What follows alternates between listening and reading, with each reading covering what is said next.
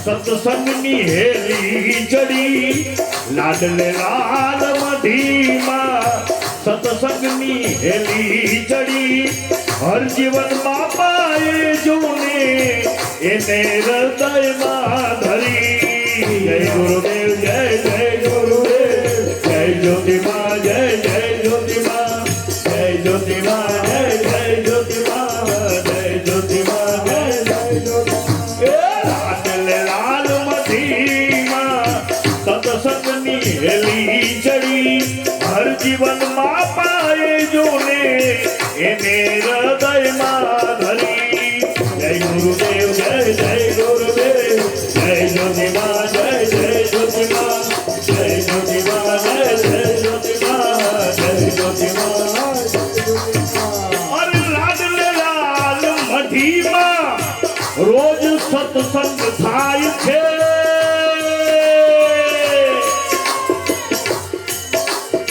લાડલે લાલ મઢીમાં રોજ રાત્રે સત્સંગ થાય છે એ સત્સંગમાં સૌને ભાઈ આત્મ જ્ઞાન સમજાય છે જય ગુરુદેવ જય જય ગુરુદેવ જય ગુરુદેવ જય જય ગુરુદેવ જય ગુરુદેવ જય જય ગુરુદેવ જય ગુરુદેવ જય જય ગુરુદેવ અને લાડલે લાલ મઢીમાં રોજ સત્સંગ થાય છે એ સત્સંગમાં સૌને ભાઈ આત્મ જ્ઞાન થાય છે આત્મ જ્ઞાન સમજાય છે આ સત્સંગને ભૂલો નહીં ભાઈ આ સત્સંગને ભૂલો નહીં બાત કહું છું તુમે ભલી હર જીવન બાપાએ જોને એને હૃદયમાં ધરી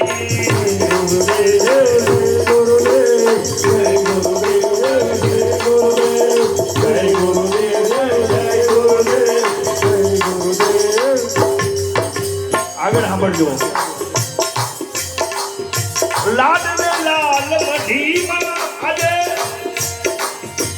અરુણ બાપુ બિરાજે સત્સંગ કરવા આવે સૌ એને હૃદયમાં શાંતિ લાગે જય ગુરુદેવ જય જય ગુરુદેવ જય ગુરુદેવ જય જય ગુરુદેવ જય ગુરુદેવ જય જય ગુરુદેવ જય ગુરુદેવ જય ગુરુદેવ લાડલે લાલ મઢીમાં આજે અરુણ બાપુ બિરાજે સત્સંગ કરવા આવે સૌ એને હૃદયમાં શાંતિ લાગે આવા સંત સત્સંગથી આવા સંતના સત્સંગથી અભિમાન જાય તળી અભિમાન જાય તળી હર જીવન બાપાએ જોને એને હૃદયમાં ધરી જય ગુરુદેવ જય ગુરુદેવ જય ગુરુદેવ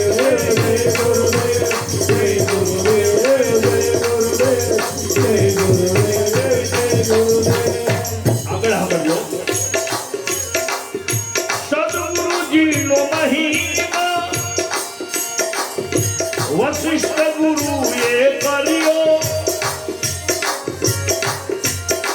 રામજીને ગુરુ વશિષ્ઠ સમજાવે છે ગુરુનો મહિમા સદગુરુજીનો મહિમા વશિષ્ઠ ગુરુએ કર્યો મયુર બાપુએ મહિમાને જીવનમાં ધર્યો જય ગુરુદેવ જય જય ગુરુદેવ જય ગુરુદેવ જય જય ગુરુદેવ જય ગુરુદેવ જય જય ગુરુદેવ જય ગુરુદેવ સદગુરુજીનો મહિમા વશિષ્ઠ ગુરુએ કર્યો મયુર બાપુએ એ મહિમાને જીવનમાં જોને ધર્યો જય ગુરુદેવ જય જય ગુરુદેવ જય ગુરુદેવ જય જય ગુરુદેવ જય ગુરુદેવ જય જય ગુરુદેવ જય ગુરુદેવ સદગુરુ અરુણ બાપુ છે સદગુરુ અરુણ બાપુ છે શિષ્ય એને એક ધરી એક જ છે હો. અરુણ બાપુ ને એક જ, અને એ મયુર બાપુ, અને હું એનો એક જ મિત્ર છું, અશોકભાઈ ભાઈયાણી. હું મિત્ર કોઈને બનાવતો નથી, પણ એક રાખ્યો છે. આવા મિત્રોને રાખવા જોઈએ. અશોકભાઈ મિત્ર છો તો તમારું ગીત ગાવ યાર. હા, એટલા માટે સદગુરુ અરુણ બાપુ છે, શિષ્ય એની એક ધરી, હર જીવન બાપાએ જોને એને હૃદયમાં ધરી.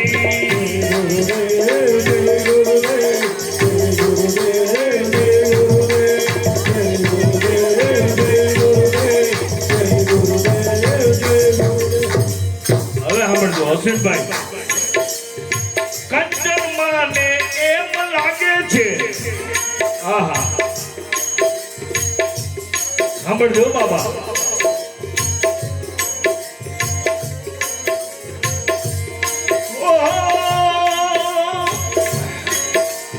કંચન માને એમ લાગે છે સદગુરુ મારા હાજર છે. ઓલા જ્યોતિ માત કી જય. કંચન માને એમ લાગે છે સદગુરુ મારા હાજર છે, જ્યોતિ માનો જીણો જીણો એને નાદ સંભળાય છે.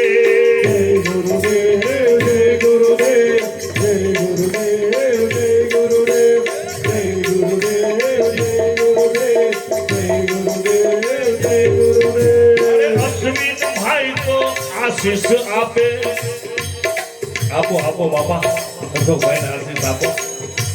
અશ્વિન ભાઈ તો આશીષ આપે, અશોકની આ વાત ભલી.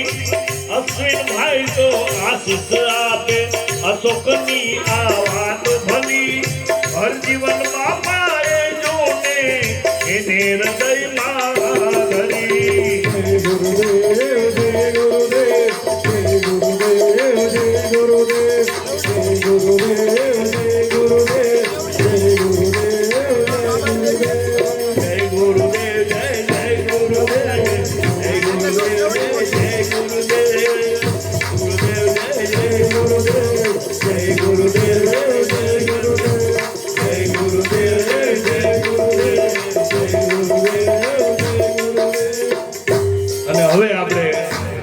છેલ્લે રાસ આપણે કંચનભાઈના ભાઈ, શું નામ છે? દામભાઈ. આહા, જ્યોતિમાના શિષ્ય છે, અને જ્યોતિમાના શિષ્ય પણ 52 છે. અરુણ બાપુએ અમે આવ્યા ને ત્યારે જ વાત કરી, આ બધું 52 થી બહાર જાશું નહીં ત્યાં સુધી તમે જપ કરશો, તપ કરશો, કીર્તન કરશો, સેવા કરશો, મૂછું મુંડાવશો, આમાં કઈ વર્ષે નહીં. પણ 52 થી બહાર જ્યારે મારે તમારે જવાનું થશે, પણ ઈ અહીંયા પડ્યું રહેવું પડશે, ત્યારે થશે. કારણ કે ધીરે ધીરે રે મના, ધીરે સબ કુછ હોય. એ માડી સીજે સો ઘડા, એ ઋતુ આવે ફળ હોય. એમ રોજ મારે તમારે સત્સંગ કરવો જોઈએ. સદગુરુનો સત્સંગ કરીએ, એમાં ધીરે ધીરે ઝીણી ઝીણી વાતો જ્યારે ઉમેરતા જાય, એમાંય ક્યારેક વીજળીનો ચમકારો લાગી જાય તો મોજ આવે. એટલે મારે તમને કહેવાનો અર્થ એ હતો કે તમે જે ભજન ગાયું ને એમાં થોડીક મને વાત કેવી સમજાય, સાંભળજો. હે આવો જીવનમાં લાવો ફરે, કદી ન મળે. હું કામ ન મળે ભાઈ મયુર બાપુ? તમારી હાજરમાં અમે અહીંયા બેઠા હોય અને વારે વારે માનવ દે હું કામ ન મળે? મળે. ન મળે તો સમજવાનું સદગુરુની ભક્તિ હજી કાચી છે. ન મળે તો સમજવાનું, બાકી એવું માની જ લેવાનું. શું માનવાનું? એ વારે વારે માનવ દેહ ફરી રે મળે. હું કામ? હજી આપણે એક જન્મમાં કઈ પૂરું થાય ને એવી લગ્ન લાગી નથી. હજી પાછું આવવું પડશે, પણ કામ શરૂ થઈ ગયું છે. આપણે ધીરે ધીરે ચોખ્ખા થતા જાય છે. જેટલી જેટલી સદગુરુના સાનિધ્યમાં આપણે નિષ્ઠા ભજન વધતું જશે એમ રોજ થોડા થોડા ચોખ્ખા થાય છે. પણ શિયાર વ્યાસ કહેતા અરુણ બાપુ કે બહુ લગ્ની લાગી હોય તો આ જન્મમાં, એનાથી થોડીક લગ્ની હોય તો 3 જન્મમાં, નગર 21 જન્મમાં. ધીમી ધીમી ગતિએ પણ વાંધો નહીં. હવે આપણે 21 જન્મે તો મુક્તિ મળવાની છે, તો વાંધો નહીં, એ આપણા માટે આવશે, એને કઈ વાંધો નથી. કારણ એ જ્યાં વાં જાય તો મોજમાં નાયા મોજમાં. એટલે જ આપણા તકતદારના અલગારીએ લખ્યું કે મોજમાં રહેવું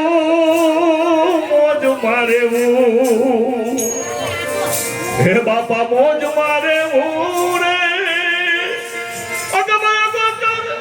અલખ ધણીની ખોજમાં રહેવું રે બાબાજી મોજમાં રહેવું. અને આવા મોજમાં રહેવા માટે જ્યારે આજે 17મી પુણ્યથી જ્યારે આપણે ઉજવતા હોય અને આટલા બધા ભક્તો જો ભેગા થયા હોય અને એકાદો રાસ ન લઈએ તો બધું અધૂરું લાગે. કારણ કે કૃષ્ણ ભગવાન ને હાજર કરવા હોય તો મારે તમારે રાસ લેવો જોઈએ.